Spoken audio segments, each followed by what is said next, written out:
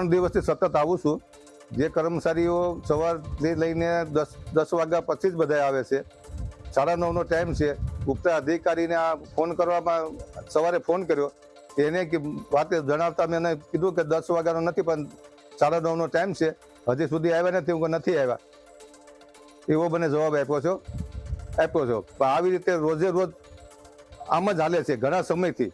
અહીંયા 1 વાગ્યા પછી 3 વાગ્યા પછી આવજો, 1 વાગે બંધ થઈ ગયું છે, અત્યારે જમવાનો ટાઈમ છે ને તમે 3 વાગ્યા પછી આવો. 3 વાગે આવ્યા હોય તો 3:15 3:30 પછી આ ડોક્ટર બધા જે સ્ટાફ હાજર થાય છે અહીંયા.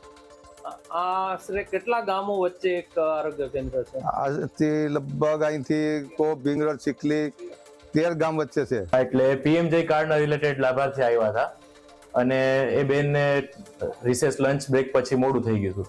તો ત્યારે મેં એમને વોર્નિંગ આપી હતી અને કીધું હતું કે હવે સમયસર આવજો. પણ તોય પછી આજે પાછું એવું થયું કે સવારે બેન ટાઈમે ન આવ્યા.